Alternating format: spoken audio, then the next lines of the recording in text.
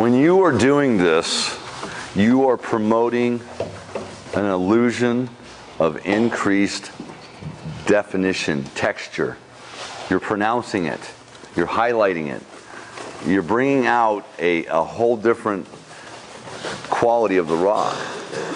We have a place up in the Canyons ski resort up in Park City. It has a big, giant, huge synthetic rock. Nobody created it. I don't know who did it. But you don't see that kind of definition in it. It's, you know, the first time I saw it, I said, wow, that's cool, you know. Well, that's funny, you know. Yeah. But that's cool. Not like that.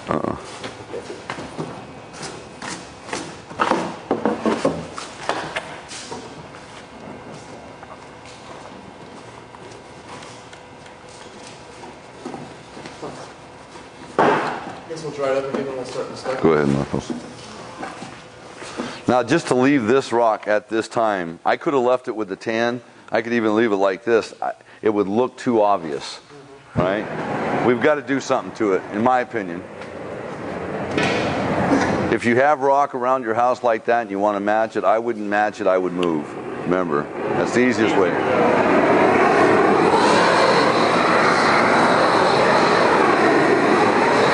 What speckle? What you want to get your color ready? Color? Get it ready? Yeah.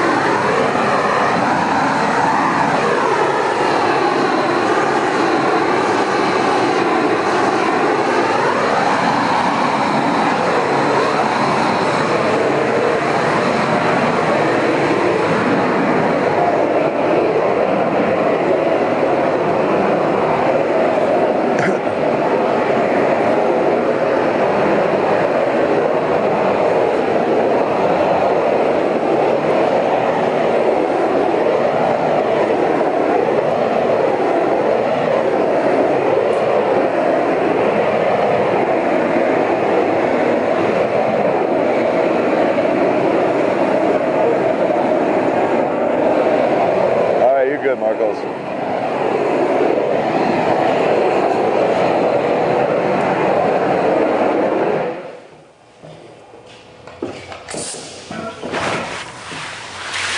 Okay, you can throw all kinds of different colors on here. Usually what I'll do is do like green, tan, black, white, or tan, black and white, or black and white and gray, whatever it is you want to do. What is this one? Right now I'm just going to do tan, black and white, that's it. I'm going to make a point before you do. We are not trying to make granite. We're just trying, all rocks have speckles. Some 1, 2%, 3, 4, 5, 6, 7, 8, 9, 10, you know, somewhere in there. Just a light little addition. Just that gun you speckling? What I'm going to do now, my air was up quite a bit before I was doing the misting on the colors. All I'm going to do... Can we show them from the P to the... Yeah. Get that over here on this. You guys might want to look over here and see what you can do. Here's where I was at before. Sake of the I was on camera. That wide fan all the way out. My material's out quite a bit, so I'm shooting a lot of material, and the air's all the way out. So it's shooting a nice foggy mist. All I'm going to do now is either one of two things. I'm just going to drop the air down a little bit. See, I'm getting more of a mist now, or a speckle.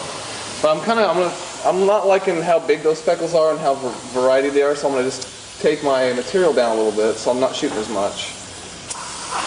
And drop my air a little bit more. I may raise it up a little bit more. We'll see.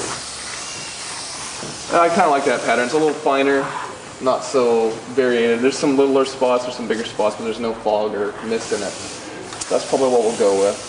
And another thing, when you're spraying speckles, if you turn on and off your air, the pressure in the hose is going to change, which is not good for us. We want a nice consistent speckle. So if you just crank the gun on halfway, you're not shooting any material yet, but the air is going to stay constant. So as far as speckling, keep that air always going. You don't want to have it go off.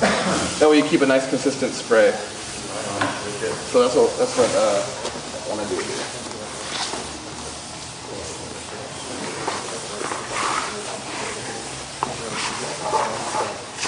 And just saying in JPJ, you want to keep a 90-degree Impact.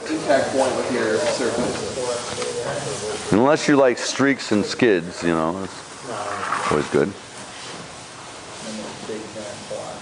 I think we should do an experiment. Let's take somebody up on the rock.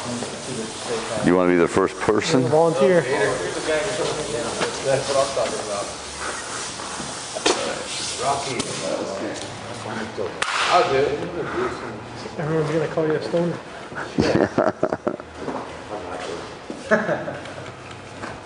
And a good thing to do when painting, as far as black and white goes, always try to put white first is my preference, because like he was saying earlier, well, why'd you put the white speckles on that rock? Yeah. You just want to make sure the black doesn't go over it, and it's going to kind of dull it out a little bit. So.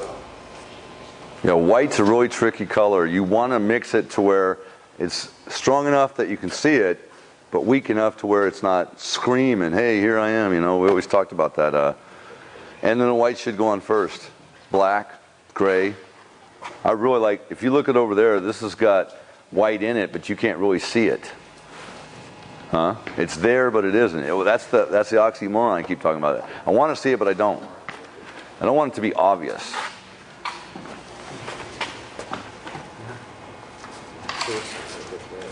What color we got now, Sky? We got white. White.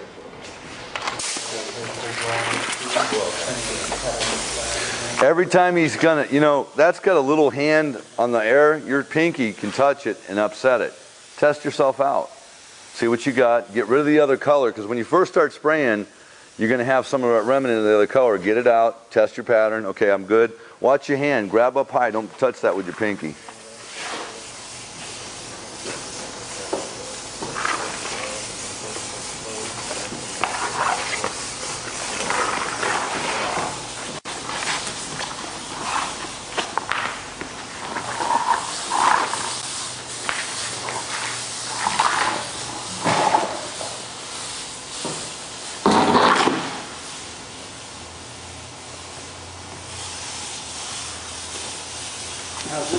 Still the 2-to-1 or 3-to-1 ratio? Everything in the Scudder is mixed up so far. I believe it's 2-to-1. Except for the orange. Oh, 6 to 1. 6-to-1, yeah. All right, that was one. And the last one was going to be black.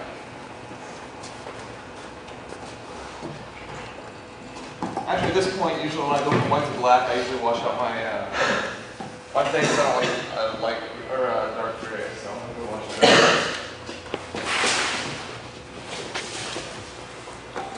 What would you sell this bubbler for? To you? What would the retail be on this bubbler? You know, I was talking with Bill today. Would you say you paid about $500-600 just for the rock? Yes, these guys, they figured out what they have in here, yeah. Well, the cost was like $300 just to buy the panels and build the rock. For this rock? For this rock? Yeah. No way. 36 square feet.